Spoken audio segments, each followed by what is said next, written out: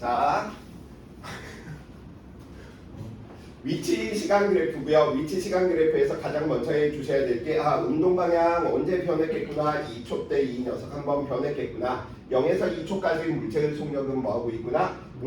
접선의 기울기가 뭐하고 있구나. 감소하겠구나 라고 이야기해 놓을 수 있겠죠. 그래서 누구 기억법 맞는 말. 니은법 0에서 4초까지 조심해 주셔. 평균 속도를 물어보는지 속력을 물어보는지. 위치 시간 그래프다 보니까 누구 평균 속도를 알 수 있는 거지. 언제부터 언제까지 0에서 4초까지 두 점의 기울기를 구하면 되겠지. 4초 동안 이만큼이니까 평균 속도의 크기는 얼마만큼? 2분의 1 m/s이다 라고 이야기하는 거 맞는 말이 될 테고요. 0초부터 8초까지 평균 속도가 아니고 평균 속력이네요.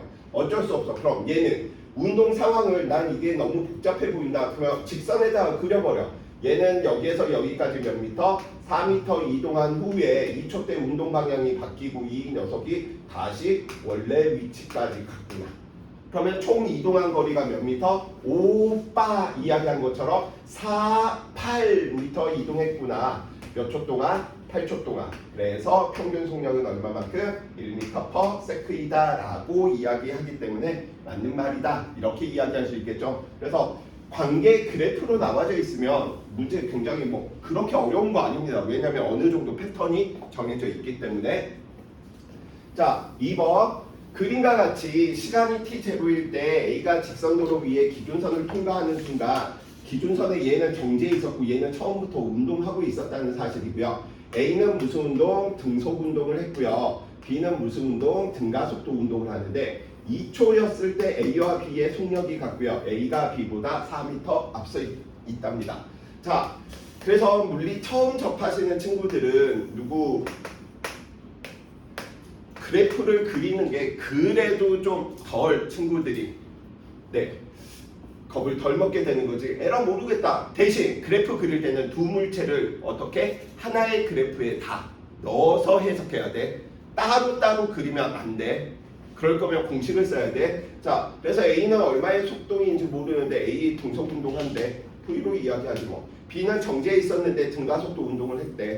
내가 B네. 그런데 2초였을 때 누가 2초였을 때 A와 B의 속도가 같았대. 그 다음 또 있네. A가 B보다 4m 앞서 있다. 쌤이 빨간색 면적 그린 게 A가 B보다 더 간 녀석인 거지. 이게 4m라는 거지. 그런데 규칙이 보이네. 네가 4면 너도 얼마? 4겠지. 그러면 이 직사각형의 면적이 8이 되니까 이 V의 값은 얼마인 거야? 4m/s인 거지. 0에서 2초까지 속도가 4가 되었으면 누구? 이렇게 하나 더 그리게 되면 여기 있는 삼각형과 여기 있는 이 삼각형이 같게 되었을 때 A가 움직인 거리와 B가 움직인 거리가 뭐한 거야? 같은 거지.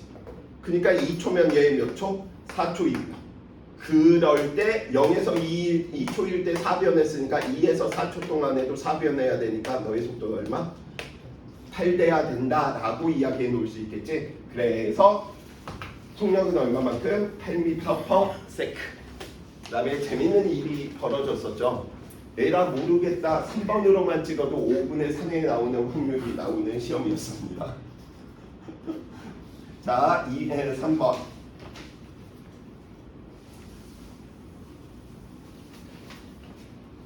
그림은 직선상에서 운동하는 물체의 가속도를 시간에 따라 나타낸 것이고요. 0초일 때 물체는 뭐에 있다? 정지해 있다. AT 그래프가 쌤이 가장 쉽다라고 이야기를 했었고 AT 그래프에서 가장 먼저 해야 될 건 정지해 있는지 운동하고 있는지. 정지해 있기 때문에 속도 변화량이 누구랑 같겠구나? 나중 속도랑 같겠구나. 그리고 나서 면적을 따져서 왜? 속도 변화량이 무엇이니까? 면적을 따지면 되니까. 그리고 누구를 그려달라? VT 그래프를 그려달라. 그래서 여기다가 그대로 쌤은 VT 그대로 이야기 한번 해봅시다. 0에서 2초까지 계속 뭐하고 있었어? 정지해 있었어.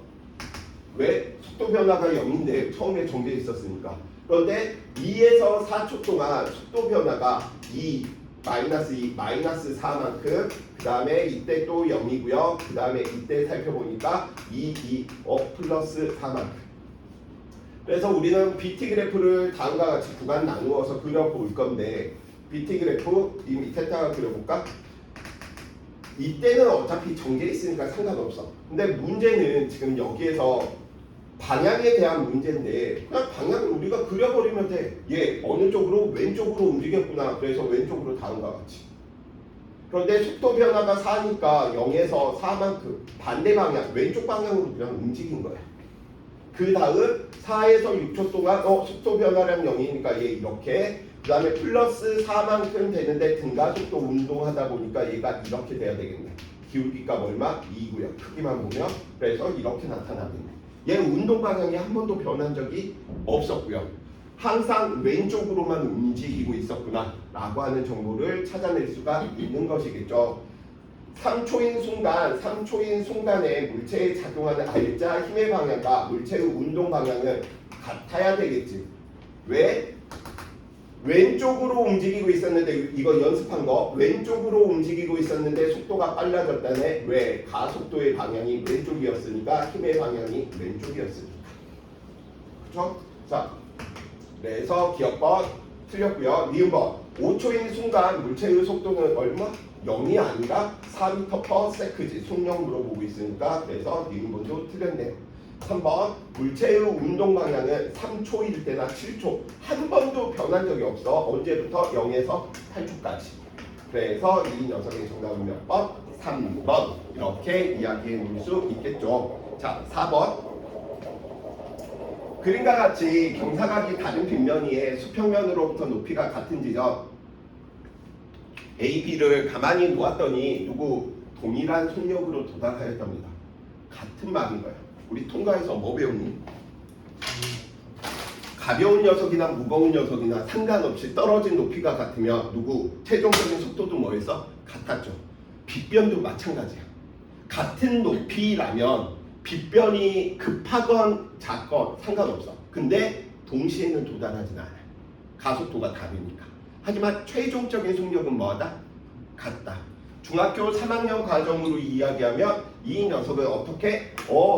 mgh라고 하는 에너지가 전부 운동 에너지로 되었기 때문에 2분의 1 mv제곱 즉 v는 얼마만큼? 루트 2gh다 이렇게 표현되는 거야. 그러니까 여기에서 여기 이 높이가 뭐하기 때문에 같기 때문에 최종적인 속력은 뭐할 수밖에 없다? 같을 수밖에 없다. 자, 맞는 표현들 이야기 한번 해보자 라고 이야기하고 있는데 저 살짝 올려서 보면 지난 시간 때 쌤이 빗변에서의 가속도는 누구? G 사인 세타 이렇게 이야기했었죠. 그럼 A하고 B 중에 누가 가속도가 더 크겠어?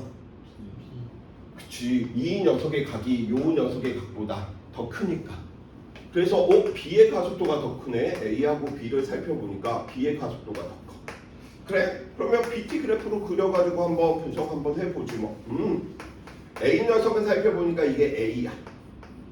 근데 B는 가속도가 더 커야 돼. 근데 둘 다 등가속도 운동을 하니까 일정해야 될 테고요. 그 다음 살펴보는 게 최종적인 속도 역시 뭐 해야 돼? 같아야 되는 거지. 그러면 우리는 누가 먼저 도달했구나 라고 이야기해 줄 수 있어? B가 먼저 도달했구나. 최종적인 속도는 같은데 그럼 운동한 거리는 B는 빗변 위를 이만큼 간 거고 A는 이만큼 간 거야.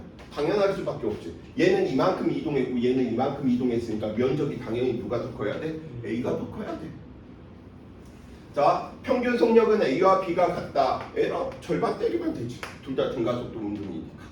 그쵸? 복잡하게 생각할 필요 없어. A도 등가속도, B도 등가속도인데 처음과 나중 값이 둘 다 똑같네? 그렇기 때문에 A와 B의 평균 속력은 뭐하다? 같다. 그래서 저 평균 속력을 우리는 식으로 이야기하면 이렇게 이제 이야기할 수 있겠지. A하고 B 살펴보다 보니까 평균 속도는 둘 다 같아. 근데 시간이 누가 더 길어? A가 더 길고 얘가 짧았지. 그러니까 이동 거리가 B가 더 당연히 짧을 수밖에 없는 거야. 자, 그래서 니은번 가속도의 크기는 B가 A보다 뭐하대? 크다라고 이야기하는 거. G 사인 세타 좀 외우고 계시면 되겠죠. 그래서 1번 맞는 말. 변이의 크기는 A와 B가 같다라고 했는데 출발점에서 도착점의 직선거리인 거죠. 출발점에서 도착점의 직선거리인데 출발점에서 도착점의 직선거리인데 당연히 변이 누가 더 크니? A가 더 커버리지. 그래서 같을 수가 없죠. 그래서 정답 몇 번? 3번. 기억번과 니은번. 자, 아마도 좀 어려웠다라고 생각하면 5번 문제. 왜냐면 혹시나 친구들이 찍어서 점수가 나올 친구들이 있을 것 같아가지고 뭐 한 거야? 주관식도 하나 넣어놨을 뿐. 푸는 방법은 똑같습니다. 자, 5번 그림과 같이 빗면이의 한 점에서 물체를 가만히 놓았더니 정지해 있었고요. 처음 상태. 구간 1 L, 구간 2도 L이네요. 차례로 통과했고요. 이때 속도 V로 들어갔으면 얘도 V로 들어갔다. 그 다음에 살펴보니까 등속운동, 증가속도 운동. 제일 중요한 정보네요. 1을 지나는데 걸리는 시간이 2를 지나는데 걸리는 시간이 1을 지나는데 걸리는 시간이 8분의 7배. 그러면 머리 아프잖아 이런 거. 그래서 쌤은 이런 부분들을 어떻게 취급해버리냐면 8분의 7배 이렇게 안 두고 그러면 1하고 2 중에 누가 더 시간이 길었다는 거예요?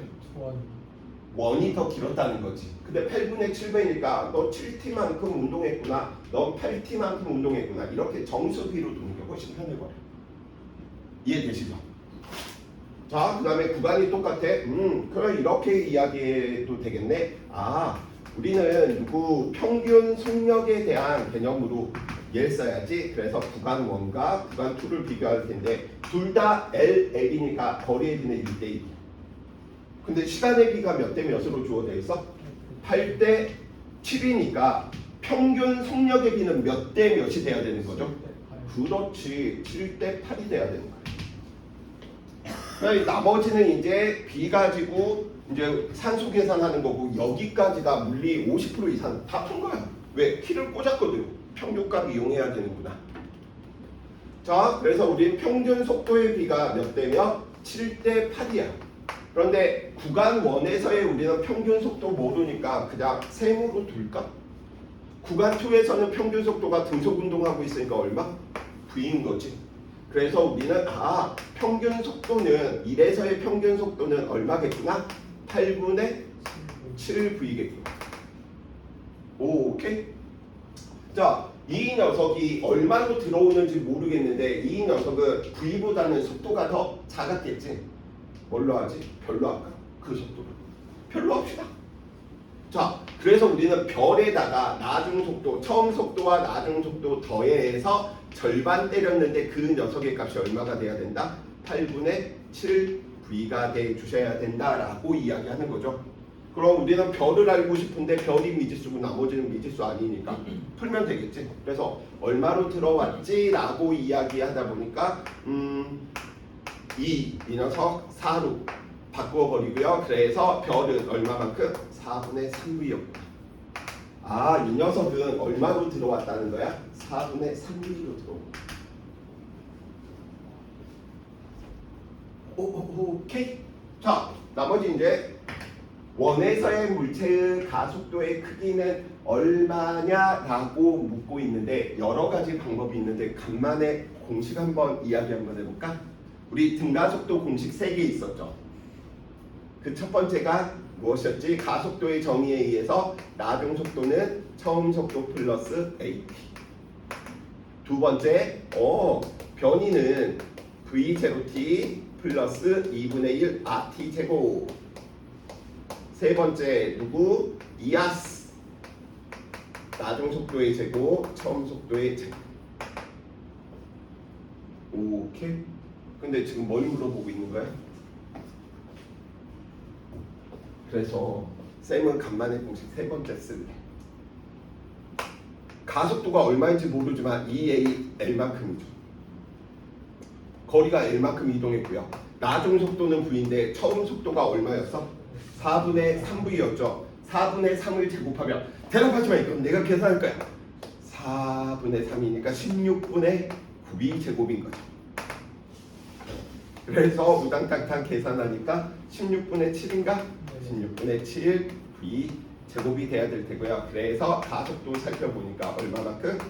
32 L분의 얼마만큼? 7V 제곱 이렇게 이야기해 놓는다 라고 이야기해 놓을 수 있겠네요. 그렇죠? 그래서 공식 중에서 아마 제일 많이 써먹는 부분 중 하나가 이거예요. 왜냐면 내 일 에너지 정리에 대한 개념이니까요. 오케이? 자, 이제 오늘